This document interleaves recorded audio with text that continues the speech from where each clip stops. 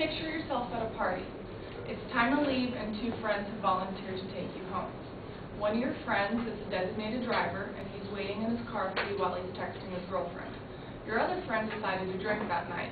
Who would you feel more comfortable with being behind the wheel? Contrary to common belief, texting while driving is actually more dangerous than driving under the influence of drugs or alcohol because it takes longer for a person to react while texting and driving, steering control is worsened, and it's more difficult to keep a safe distance from other cars.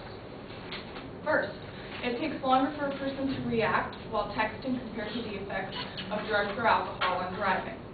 The Transport Research Laboratory, TRL, did a simulated study and found that the reaction time was 35% less when participants were writing or reading a text message, 21% for those under the influence of cannabis, and only 12% for people that were at the legal limit of alcohol. So these statistics show that reaction time was significantly decreased when participants were texting. Car and Driver magazine also did a study, but they used real participants on an open road. And the results that I chose to share are of the editor because he's 30 years old, so he's not too old and not too young. And his age shows that he has plenty of driving experience. And common assumption says it's the young, reckless drivers that tend to cause these accidents. So his reaction time, his baseline reaction time without texting or being under the influence of alcohol was 0.56 seconds. And while he was reading a text, it jumped to 0.91 seconds. And when he was texting, it was 1.24 seconds. And surprisingly, when he was impaired, it was only 0.6 seconds. So his reaction time while being impaired was closer to his sober, non-texting reaction time. Delayed reaction time can be detrimental, especially when trying to avoid an accident. Most recently, a LA Metrolink train collided into another train, and it was found that the driver was texting just seconds before he ran a red light. So it can be suggested that if he wasn't texting, he would have had enough time to react and stop the train before colliding into the other train. Second, control of steering is worse for texters compared to drivers under the influence of drugs or alcohol. TRL found that the steering control was worsened by 91% for those who were distracted by texts, and only 35% when cannabis was involved. When texting, the driver's looking down at their phone to type a message, and instead of keeping their eyes up on the road, they're looking down, and they're also taking their hands off the steering wheel.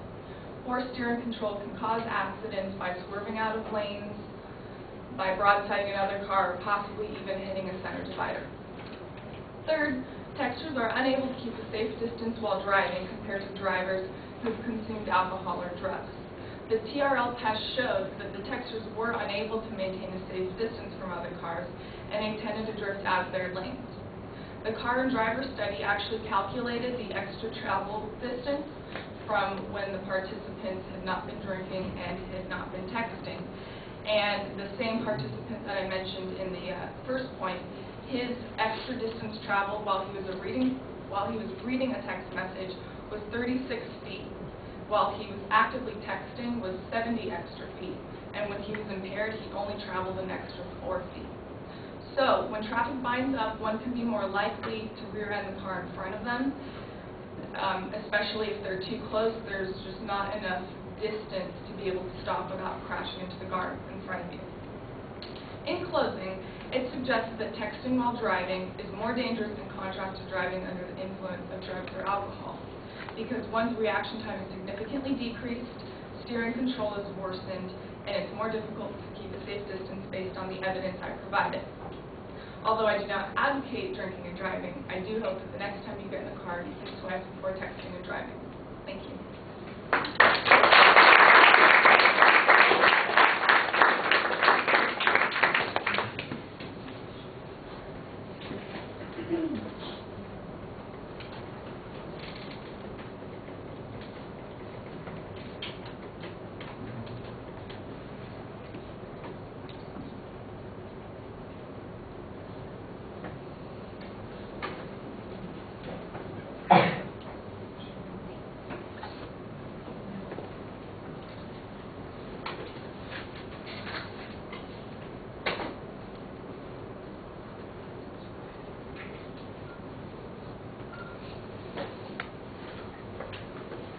All right, I like the visualization as your attention device.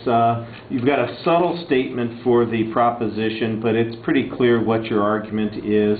You do lay out the structure of the supporting points very clearly. I think you need to develop the controversy a little bit more. For instance, are people casual about texting? Given that California's got a law prohibiting it, I'm not exactly sure that this is any news to people, but maybe if there's widespread texting going on, or it continues to be a practice, or people diminish what they think is really a harmless activity like tuning the radio, there would be some stronger justification for hearing the arguments that you're presenting. You did a very good job signposting the supporting points as you got to them. Some of the data from the studies, when you're talking about the measurements, you've got different statistical measurements that you're presenting. I do think that the numbers need a little bit of clarification about what they mean.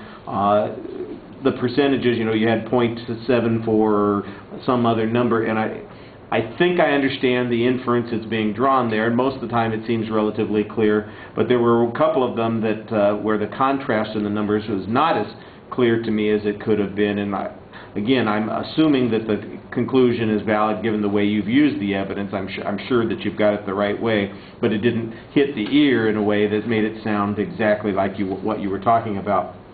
I think it would be helpful if you had some additional analysis by either the authors of the studies or by policymakers who've looked at this information and maybe could make some inferences about how big a risk this is, how important it is to show, again, that it's an issue worth talking about and that there's some controversy on it. You did a very good job citing the sources while you're speaking. I thought that was fine. There was only one piece of evidence on your second supporting point, and it would be nice if you could look for a little bit more diverse information on that point. The first point I appreciated you trying to find other examples to illustrate information on. I thought it was paced pretty well. You do have a little bit extra time, but it was easy to follow and listen to. All right, thank you.